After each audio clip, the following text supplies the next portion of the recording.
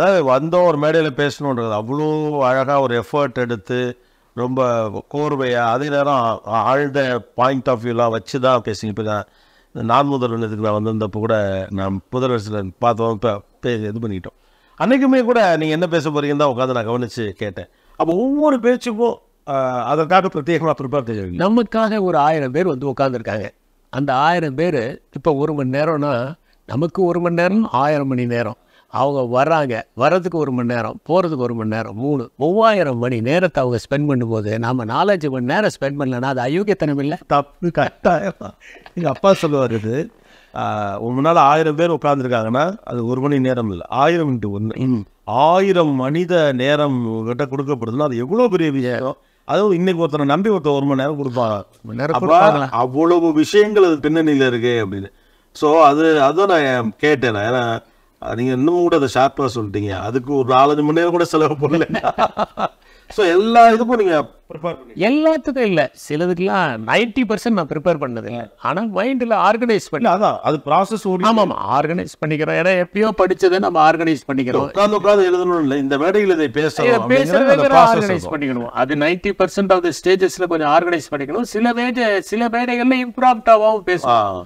எதுவுமே தயாரிப்பு இல்லாமல் பேசுவதும் வந்து அது பந்தய குதிரையின் மீது பயணம் செய்வதை போல. அது ஒரு த்ரில்.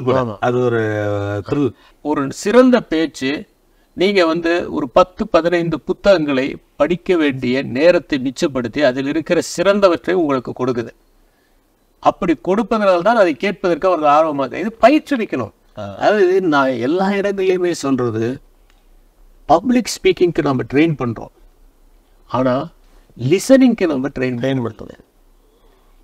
நம்ம லிசன் பண்றதுக்கு அதுதான் கவனிப்பது மிகப்பெரிய ஆற்றல். அது இன்னைக்கு கவனிப்பது குறைந்து வருகிறதுங்கிறத நான் முதல்ல உங்களுக்கு சொன்னேன். Distracted generation. நீங்கள் கவனிப்பதை நீங்கள் வந்து விலங்குகள்கிட்ட இருந்து தான் கற்றுக்கணும். நீங்கள் பாருங்கள், ஒரு புலி ஒரு மானை வேட்டையாடும் போது பாருங்கள், அதனுடைய கவனம் எதுலையாவது சிதைதாக பாருங்கள். சின்ன டிஸ்ட்ராக்ஷன் வந்தால் கூட முடிஞ்சது, அந்த இது தப்பிடும். கொஞ்சம் கூட சத்தம் போடாமல் அது கவனிக்கிற விதத்தில் தான் அதனுடைய வேட்டையின் வெற்றியோ அது வயிறு நிரம்புவதோ அடங்கியிருக்கு. அந்த கவனித்தல் அப்படிங்கிறத நம்ம விலங்குகள்கிட்ட இருந்து கற்றுக்கணும். ஒரு பள்ளி ஒரு பூச்சை நீங்கள் காட்டுக்கு போய் பார்க்கணும், ஒரு பள்ளி மேலே பூச்சை பிடிக்கும்போது எவ்வளோ தூரம் நகர்ந்து போகுதுன்னு பாருங்கள், எவ்வளோ மெதுவாக எவ்வளோ ஜாக்கிரதையாக அது போகுது. அந்த கவனத்தை நாம் ஏற்படுத்துவது மிகவும் முக்கியம். ஏன்னா அந்த கவனத்தை ஏற்படுத்தினால் வெற்றி தானாக நிகழும்.